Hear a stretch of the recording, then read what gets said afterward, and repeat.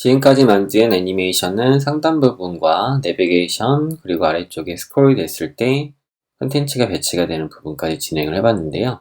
스태거 옵션을 사용을 해가지고 순차적으로 애니메이션이 진행되긴 하는데 하나의 똑같은 애니메이션이 시간차별로 진행되는 걸 진행해봤습니다. 그런데 이제 각기 다르게 만약에 동작을 시키고 싶다면 어떻게 해야 될까? 그 부분이 이제 우리가 다뤄볼 내용인데요. 예를 들어 이 컨텐츠 4개가 순차적으로 나오긴 하는데 각기 다른 움직임을 보여줘야 되는 경우가 되겠습니다. 애니메이션 시퀀스라는 것을 벨로시티는 제공하는데 이를 사용하면 순차적으로 각기 다른 움직임을 제어할 수가 있습니다. 사실 콜백 함수를 사용하게 되면 시간이 흐름에 따라서 다른 움직임을 제어할 수는 있습니다. 근데 이제 문제가 뭐냐면 코드가 매우 보기 힘들고 지저분해진다는 것이죠. 그래서 이 움직임이 끝나게 되면 다음 움직임을 하고 이것이 끝나게 되면 또 다른 움직임을 해라. 만약에 복잡한 애니메이션이 있다면 계속적으로 콜백되는 형태로 코드가 산지하게 될 것입니다. 매우 악몽 같은 일이 될 수 있겠죠. 이 문제를 해결하기 위해서 벨로시티는 애니메이션 시퀀스를 제공해 주는데 방법은 배열을 사용하는 겁니다. 이 배열 데이터가 있고요. 이 배열 데이터를 벨로시티 run sequence라는 것 안에다가 전달해 주게 되면 벨로시티는 똑똑하게도 신1, 신2, 신3 이런 식으로 작동을 시킬 수 있습니다. 이때 배열 안에는 오브젝트를 전달받을 수가 있는데 element, properties, options라는 약칭을 붙여놓고요. 대상과 그다음에 속성, 애니메이션 속성, 그다음에 옵션을 추가할 수가 있겠습니다. 이 방법을 사용해서 이들 애니메이션을 순차적으로 다른 움직임을 제어해 보도록 하겠습니다. 프로덕트 아이템이라는 클래스를 가지고 있습니다. 현재 프로덕트 아이템이라는 클래스는 4개가 존재하고요. 그 4개의 요소를 제어를 해보도록 하죠. 각기 다르게 대상을 변수에 담겠습니다. jQuery에 담도록 하고요. 이 $product items를 시퀀스로 처리하려고 하는 변수를 만들겠습니다. 그래서 이것은 배열이 될 수 있겠죠.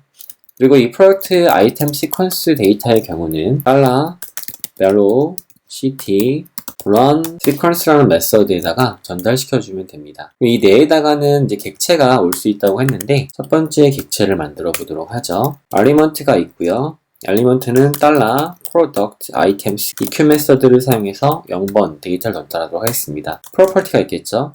자, property의 scale x 값을 1로 만드는데 3에서 시작을 해보도록 하고요.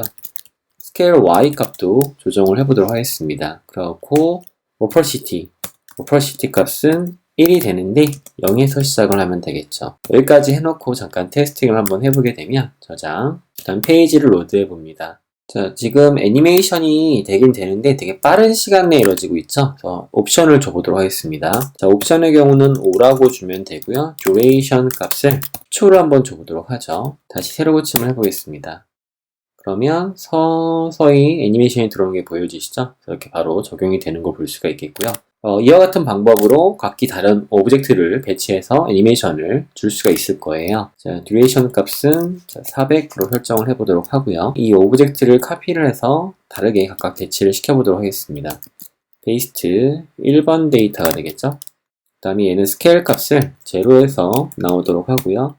그리고 duration 값은 400 설정하도록 합니다. 여기는 이 값이 되겠죠? 이 값의 경우는 scale x, scale y 값 대신에 rotate를 주도록 하겠습니다. rotate x는 0도로 돌아와야 되는데요. 마이너스 180도에서 돌아오도록 하고요.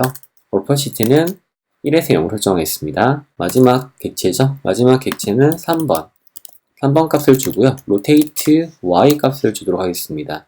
opacity는 1, 0 scale x, scale y 값도 한번 마지막에는 같이 줘보도록 할까요?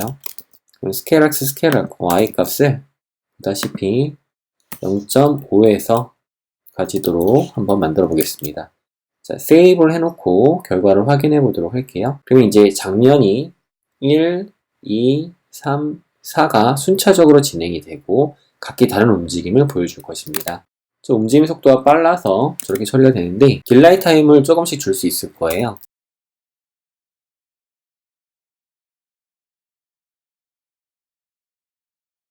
각각의 움직임이 보다시피 잘 처리된 걸 볼 수가 있어요.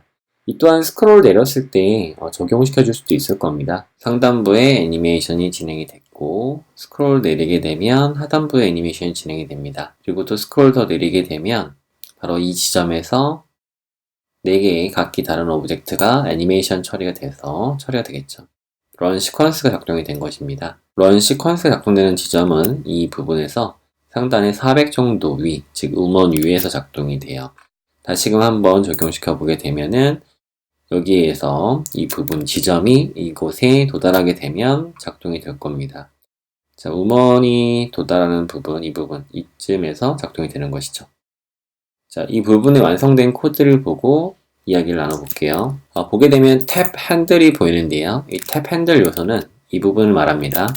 이 탭 핸들의 옵셋, 탑 위치는 이 상단으로부터 이 지점의 높이를 말하는 거죠. 이 지점 높이에서 400만큼 빼줬습니다. 빼주게 되면 이만큼이 빠져지는 형태가 되겠죠. 그리고 product items는 앞서 살펴본 것처럼 이들 4개의 아이템을 가리키는 것이고요. age sequence active는 조건 변수에 따라서 초기에 false였다가 애니메이션이 진행이 되면 true로 바뀌게 되겠습니다. product item을 처음에 제일 숨겨놔요. 숨겨놔야지만 페이지가 로드가 됐을 때 보는 것처럼 화면에 표시가 안 되겠죠. 이것이 이제 없으면 표시가 될 것입니다. 표시가 안 되게 하기 위해서 하이드를 설정해 놓은 거예요. 이제 그러다 보면 이 내부에서 좀 수정이 필요한데요. 어떤 부분이 수정이 필요하냐면 이 벨로시티는 나중에 감춰졌던 것을 보여지게 하기 위해서 오퍼시티만 조절하는 것이 아니라 이 디스플레이 값을 블록으로 설정을 해주셔야지만 됩니다. 즉 첫 번째 씬부터 시작해서 마지막 씬까지 디스플레이 블록을 넣어주시게 되면 안 보였던 것이 스크롤이 되면서 위치 지점에 도달하게 되면 보여지게 되는 거죠. 이 부분이 필요하다라는 얘기를 드렸고요. 그리고 이 부분은 앞서 다뤘던 것과 동일한 코드 구문인데 스크롤 이벤트가 발생했을 때 윈드의 스크롤 높이가 액션 시퀀스의 포스, 즉 이 음원 위쪽 높이가 되겠죠. 이 지점보다 커지게 되면, 그리고 한 번도 시퀀스 액티브가 활성화되지 않았다면 run 시퀀스를 사용해서 등록되어 있는 프로덕트 아이템 시퀀스 애니메이션을 진행해 달라라는 얘기가 되겠습니다. 그래서 다시 한 번만 확인해 보게 되면 음원 지점에 내려왔을 때 각기 다른 4개의 애니메이션 움직임을 볼 수가 있게 되는 거죠.